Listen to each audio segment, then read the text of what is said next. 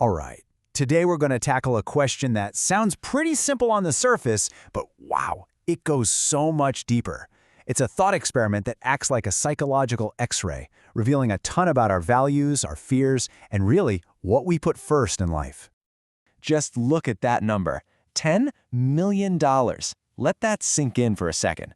We're not talking about a nice little bonus. This is life-altering, generational wealth. It's the kind of money that buys freedom, security, a total reset on pretty much everything. And there it is, the big one.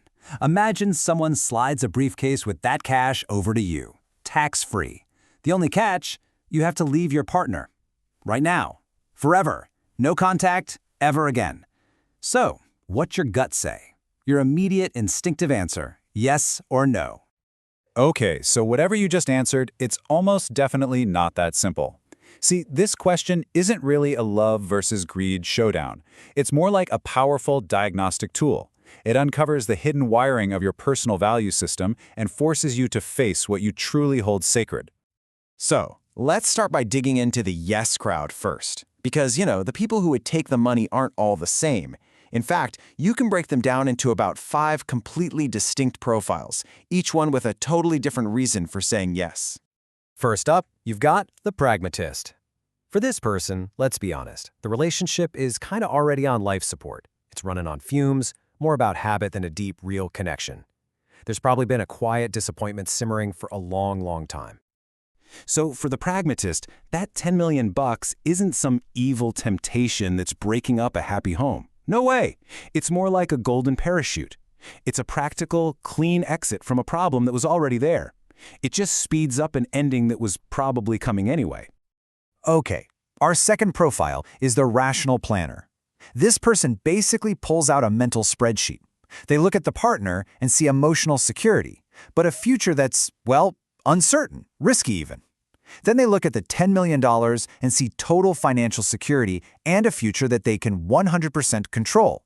It's not a betrayal in their mind. It's just the logical choice.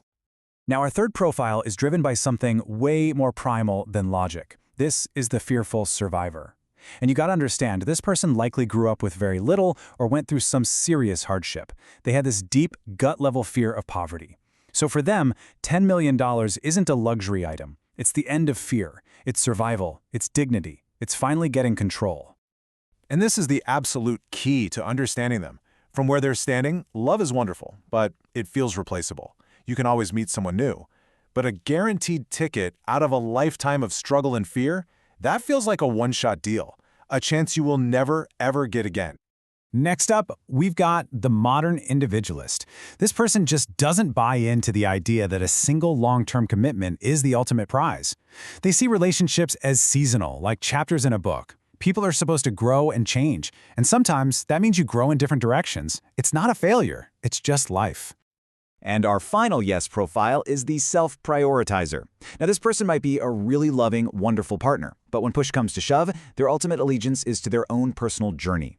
Their guiding questions are always, how do I feel, and what's the best move for my life? In this scenario, the partner becomes the cost of admission for a massive personal level up. And this really gets us to the core difference.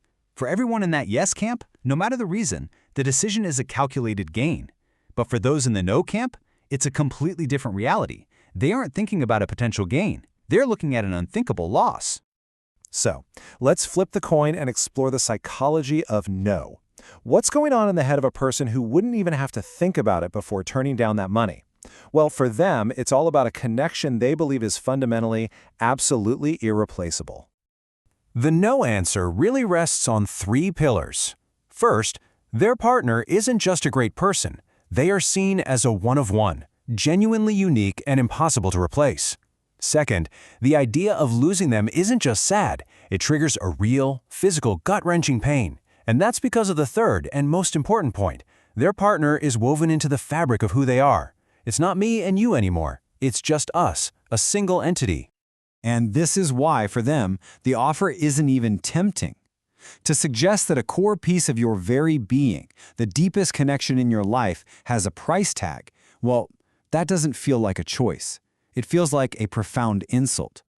So you see, the big secret of this test is that it was never really about measuring how much you love someone. It's about revealing your personal hierarchy. It's a test of priority. When you boil it all down, the question is really measuring three things. First, it's a value ranking. It forces you to show where your relationship stands compared to financial security. Second, it's about what you grab for when things get uncertain. Do you hold on to the certainty of a person or the certainty of money? And third, it tests whether you're willing to say no to a personal quantum leap, all for someone else. Which, of course, brings us right back to the beginning. Now that you've seen all these different profiles and you know what's really being measured, what does your answer to the $10 million question truly reveal about you?